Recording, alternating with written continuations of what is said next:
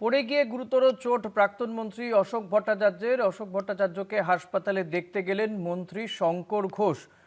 Ashok ভট্টাচার্যকে phone করেন মুখ্যমন্ত্রী। শারীরিক অবস্থার খোঁজ নিলেন শুভেন্দু অধিকারী। পড়ে গিয়ে চোট পেলেন প্রাক্তন মন্ত্রী অশোক ভট্টাচার্য। তাকে দেখতে গেলেন মন্ত্রী শঙ্কর ঘোষ, এক সময়কার সঙ্গী। অশোক ভট্টাচার্যের ডানাত বলা হতো এই শঙ্কর ঘোষকে, যদিও তিনি এখন দল বদলে বিজেপির বিধায়ক, রাজ্যের মন্ত্রী। তিনি দেখতে যান অশোক ভট্টাচার্যকে। শুভেন্দু অধিকারী রাজ্যের মুখ্যমন্ত্রীও খোঁজ নিয়েছেন তার। স্বর্ণাভ রায় রয়েছে। স্বর্ণাভ, কেমন আছেন এখন অশোক ভট্টাচার্য? দেখো, আমি তোমাকে জানিয়ে রাখি, গতকাল তিনি গুরুতরভাবে আহত হয়েছিলেন। বাড়িতে তিনি মধ্যমভোজ সারার পরে তিনি লেখালেখি করছেন। লেখালেখি করার সময় হঠাৎ করে তার মাথা ঘুরিয়ে যায় এবং তারপর তিনি গুরুতরভাবে আহত হন। প্রথমে তাকে কলেজ পাড়ার একটি বেসরকারি নার্সিং হোমে নিয়ে যাওয়া হয়। সেখানে তার একটি ছোট্ট অপারেশন হয়। অপারেশন হওয়ার পরে মাটিগাড়াতে তাকে ট্রান্সফার করা হয় আরেকটি বেসরকারি নার্সিং হোমে। তারপর সেখানে তাকে গতকাল রাতে রাখা হয়েছিল এবং তাকে অবজারভেশনে রাখা হয়েছিল এবং তার যে হার্ট রিলেটেড কোনো রোগ রয়েছে না সেটা দেখছিলেন ওখানকার ডাক্তাররা।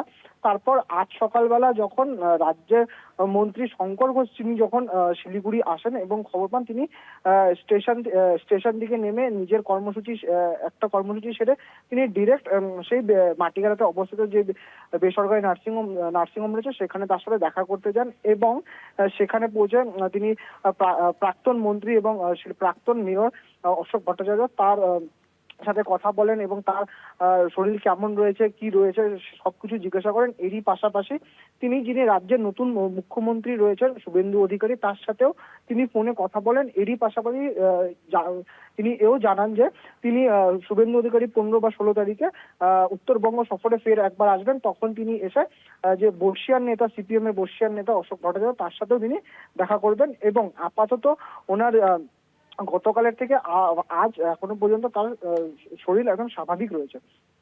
ধন্যবাদ স্বর্ণাভ।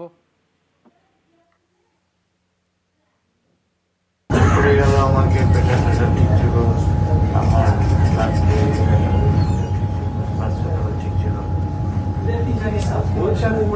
হঠাৎ করে আমি যখন পড়ে গেলাম যে সেটা আমার মনে পড়ে গেলাম। না না, আমার প্রেশার টেশার খুব একটা হাই ছিল না। আমি একটা লিখছিলাম, লেখা লিখছিলাম। লেখা লিখতে গিয়ে হঠাৎ করে মারা করে তারপর এখন স্ক্যান করে এখন ইয়ে করলো, এই স্পটে কিছু এমআরআই করলো। এখন এমআরআই রিপোর্টটা করে আসেনি তো এখন তো হ্যাঁ, তোমাকে কংগ্রাচুলেশন। কথা হয়নি বলে হ্যাঁ হ্যাঁ হ্যাঁ, ঠিক আছে, ভালো থাকবে। হ্যাঁ, বাবাকেও বলো, বাবা ভালো থাকবে। ঠিক আছে। অশোক ঘোষকে দেখতে গিয়েছিলেন মন্ত্রী অশোক ভট্টাচার্যকে দেখতে গিয়েছিলেন মন্ত্রী শঙ্কর ঘোষ। তারপরে তিনি কি জানিয়েছেন শোনাবো। আপাতত তো ওনার অবস্থা ডাক্তারি পরিভাষায় যে স্থিতিশীল। ওনার যাবতীয় পরীক্ষা নিরীক্ষা, স্ক্যান, এমআরআই ইত্যাদি হয়েছে।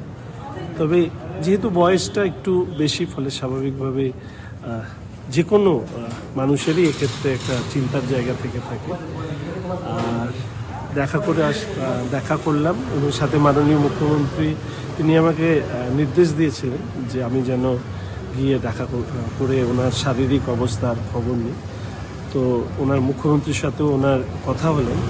যেহেতু উনি ওনাদেরকে পারিবারিকভাবে চিনতেন, ওনার বাবা শিশির অধিকারী মহাশয়, মুখ্যমন্ত্রী শুভেন্দু অধিকারীর পিতার সাথে ওনার আগেই পরিচয় ছিল, সেগুলো আমি জানতাম। তো উনি বাবারও কথা জিজ্ঞেস করলেন। মুখ্যমন্ত্রী ওনার শারীরিক বিষয়ে খোঁজ নিলেন এবং আগামীতে যখনই তিনি আসবেন, হয়তো এর মধ্যেই একদিন আসবেন, তো উনি তখন ওনার সাথে দেখা করার ইচ্ছা প্রকাশ করেন।